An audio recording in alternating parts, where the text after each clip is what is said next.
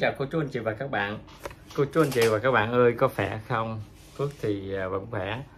Thì hôm nay Phước muốn chia sẻ cái tiêu đề là Việt kiều về Việt Nam mua đất, mua nhà, đứng tên và như thế nào, để Phước chia sẻ cho các bạn nha. Có nhiều bạn bình luận lên để mà nói vấn đề này rất là hay. Ok, cái vấn đề này rất là hay, để Phước sẽ tập trung Phước nói tường thuật lại vấn đề này, để cô chú anh chị mà về Việt Nam có muốn đứng tên mua nhà mua đất á, thì mua xe mua cộ tất cả, nói chung là mình phải làm như thế nào, cái thủ tục nó ra làm sao và bắt đầu từ đâu, thì Phước xin chia sẻ với cô bác anh chị và các bạn.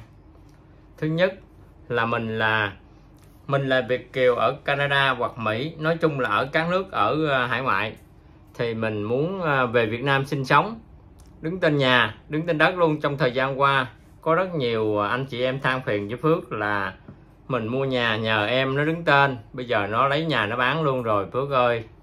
Đó, bây giờ như vậy mình phải làm sao?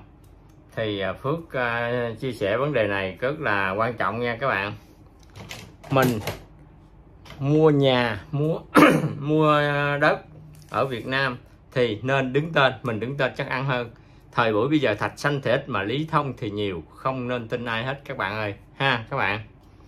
Đó, nếu mình bỏ cái đồng tiền mình làm cực khổ ở nước ngoài, đâu phải là đi ra đường lụm đâu các bạn. Mình phải bảo vệ cái đồng tiền của người ta. Nói đồng tiền là đi liền với khúc ruột mà, chứ đâu phải là gọi là ấy đâu. Thì mình nhờ người ta đứng tên, thì người ta thấy Việt kiều chắc ở bển dễ hốt tiền lắm, thôi bây giờ mình lấy của họ chút đỉnh cũng đâu sao. Đó, họ nghĩ vậy thôi, họ đùa thôi. Thì anh em nó làm gì nó làm, nó tự mình cũng được, kệ mình có tiền là được rồi ha. Như vậy thì không có hay, cho nên Phước muốn chia sẻ vấn đề này để với cô anh chị và các bạn, để mình làm cái thủ tục này để mà mình đứng tên. Thì các bạn phải có cái quốc tịch Việt Nam lại thì các bạn mới đứng tên được nha. Còn nếu không có quốc tịch Việt Nam thì không bao giờ đứng tên được đâu. Các bạn là chỉ là một doanh nghiệp này kia về làm ăn này kia thì cũng không có đứng được cái gì hết trơn á, coi như là không có xong đâu. Các bạn phải ở trên 6 tháng. Nếu mà các bạn không có lấy lại quốc tịch Việt Nam thì làm sao bạn ở trên 6 tháng được. Đó, thì họ sẽ không làm giấy tờ gì cho bạn đâu. Bạn thứ nhất là mình ở hải ngoại thì mình phải lên sở kêu bằng là đại sứ quán, lên đại sứ quán chứ không phải sở, đại sứ quán của Việt Nam mình đặt trụ sở ở bên hải ngoại đó, mình cái nơi mà mình thường trú đó, thì mình đến đó. Nếu mà mình không có muốn đến đó làm thì mình bỏ tiền, mình nhờ dịch vụ nó làm, dịch vụ với máy bay nó làm cho mình thôi nha các bạn. Thì nó làm cho mình trong vòng khoảng 2 tuần lễ hoặc là 1 tháng maximum. Thứ nhất là các bạn phải có cái giấy khai xanh ha. Thì bạn mới là điền cái đơn đó, thì là đến cái chỗ vé máy bay, họ bán vé máy bay đó, các bạn điện hỏi trước coi tôi muốn làm cái passport Việt Nam có được hay không, thì cần những giấy tờ gì. Thì Phước đã làm rồi, thì có người ta cần cái giấy khai xanh thôi các bạn ơi. Điền và ký tên, giấy khai xanh thôi. Thì họ gửi cho mình đóng tiền. Thì đó, cái tiền đó thì họ dao động. Hồi xưa Phước làm có 400 đô thôi, thì có 2 tuần lễ là xong. Còn bây giờ Phước không biết là bao nhiêu. Vấn đề tiền bạc là không quan trọng vấn đề đó, quan trọng là cái mục tiêu của mình đi sẽ thành công thì là được rồi các bạn ơi. 500 hay là 700 gì đó không quan trọng, cái tiền thôi mà. Đó, quan trọng là mình thành công, mình muốn cái mục đích của mình đạt được cái mục đích của mình là nó xong ha. Thì khi mà bạn có cái passport Việt Nam cầm trên tay rồi đó, nếu mà bạn nào mà có passport hồi xưa đi qua đây cái diện mà bảo lãnh đoàn tụ rồi đó, thì mình có cái passport Việt Nam. Còn cái dạng như Phước là đi vượt biên thì không có cái giấy lộn lưng đâu, chỉ có giấy khai xanh mà thôi. Giấy khai xanh thì lúc sau này Phước về Việt Nam Phước lục, hay là gia đình Phước gửi qua gì đó, thì mình làm cái này. Còn ai mà có passport Việt Nam rồi mình gia hạn lại thì nó rẻ tiền hơn nha các bạn. Thì các bạn mặc dù là có passport Việt Nam rồi trên tay rồi, nhưng mà chưa có giấy chứng minh nhân dân thì các bạn cũng chưa là công dân Việt Nam đâu nha các bạn.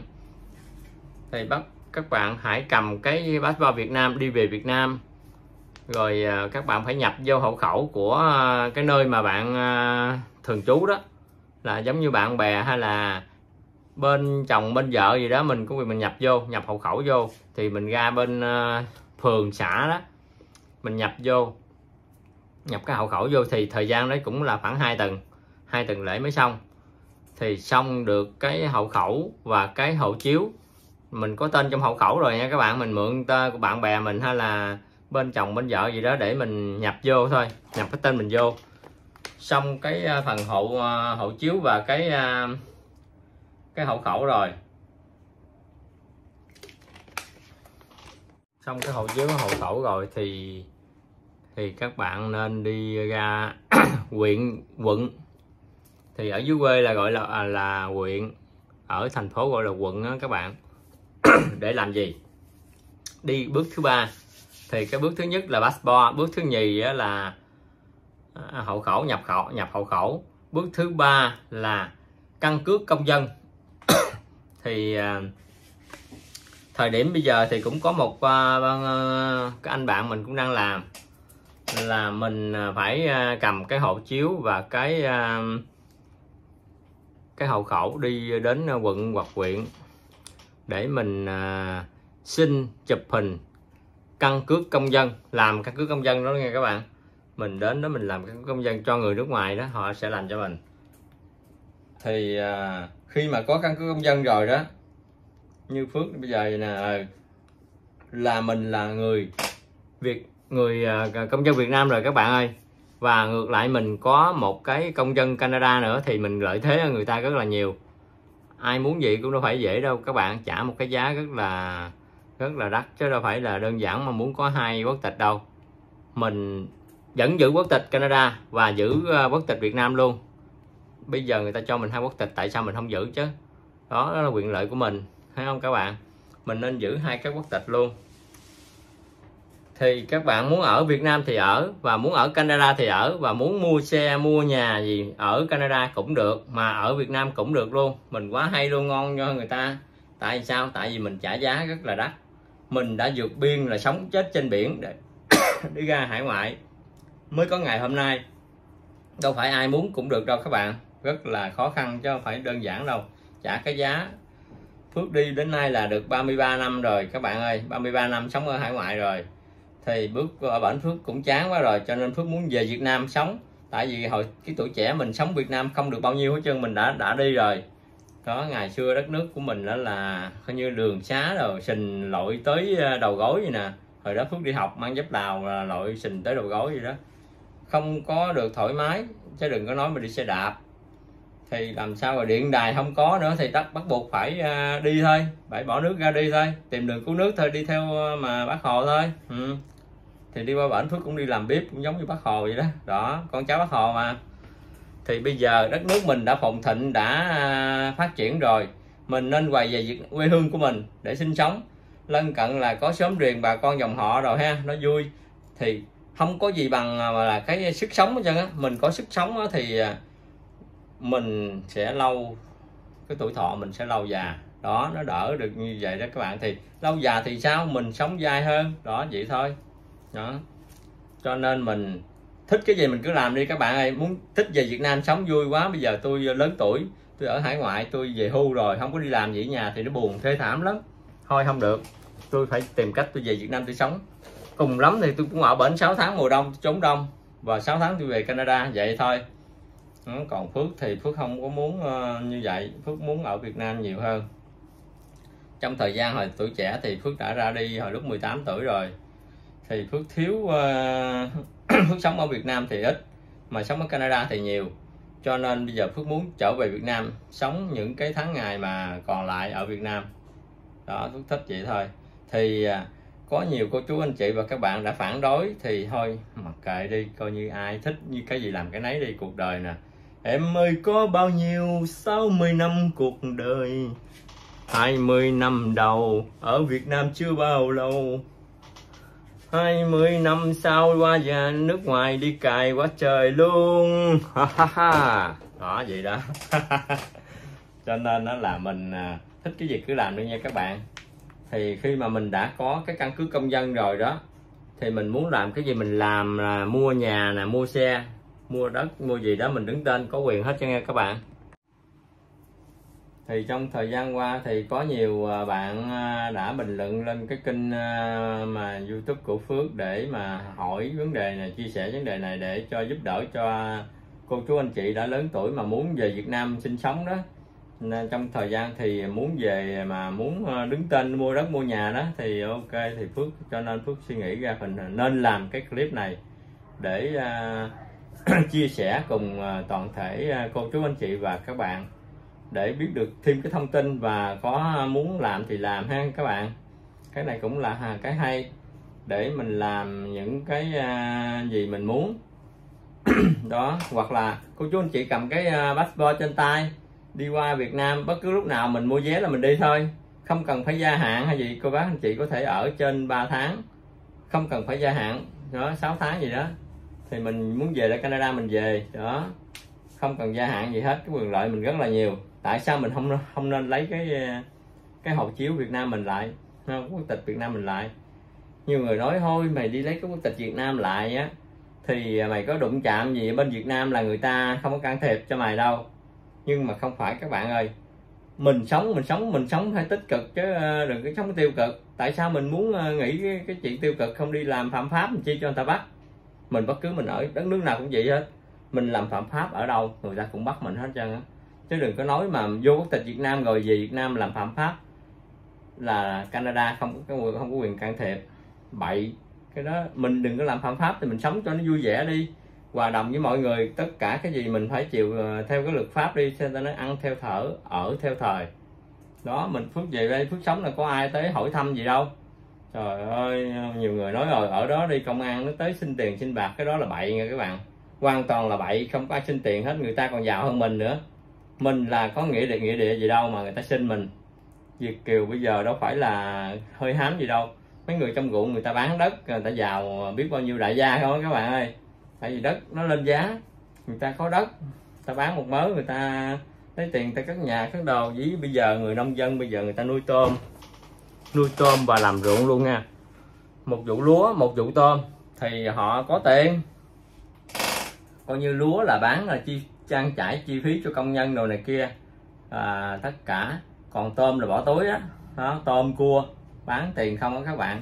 Có năm nay là thất lúa nè, tại vì mưa nhiều quá nó sập, lúa nó bị sập đó các bạn. Rồi lại là lúa nó bị sập thì nó mà giá cả của nó, lúa nó không tốt, nó bị lép nữa. Lúc mà cây lúa nó nở ra thì trời mưa xuống thì nó không có nó chưa có nở được bao lâu hết trơn á. Thì mới vừa sáng có chừng khoảng tiếng đồng hồ người ta nở ra, ta phát triển.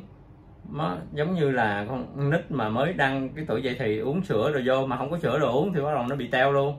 Thì cái hột lúa cũng vậy, nó đang phát triển ra gặp trời mưa, vô cái đầu nước nó vô cái bông lúa nó bị hư, bị lép. Cho nên năm nay là thất mùa. Cô bác anh chị ở Việt Nam mình bị thất mùa. Cho nên năm nay á, kinh tế Việt Nam mình nói chung là người nông dân là hổng gài Phước không nghe tiếng ca hát gì của mấy cái lo cạo kéo nữa hết á.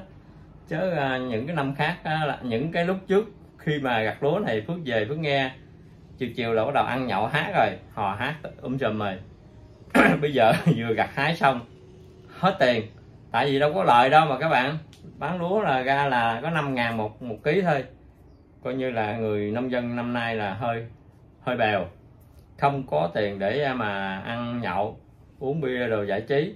Thì cho nên là đang thiếu thốn rồi vấn đề kinh tế về tài chính đó, vấn đề là vậy thôi. Thì Phước cho biết chút đỉnh của cái cuộc sống Việt Nam thì Phước xin kể cho các bạn nghe vậy thôi ha.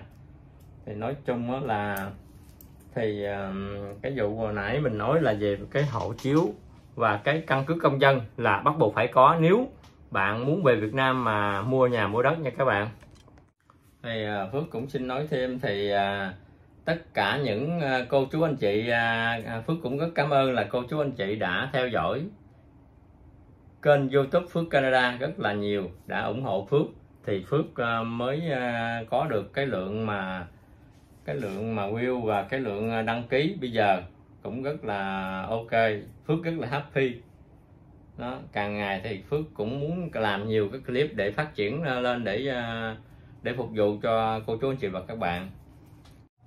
Thì cô chú anh chị muốn Phước đi quay những cái gì, và ở Việt Nam mình giờ cô chú anh chị ở hải ngoại muốn xem những cái gì đó, thì cô chú anh chị hãy bình luận phía dưới của video của Phước để nói là Phước ơi, cô muốn con đi quay cái này cái kia, chợ này chợ kia, ở nhà ở khu nào, thành phố nào hay là huyện quận gì đó, thì Phước sẵn lòng sẽ đi quay để phục vụ cùng cô chú anh chị và các bạn. Vì cô chú anh chị đã ủng hộ Phước thì Phước phải nên làm những cái chuyện đó ha cô chú anh chị.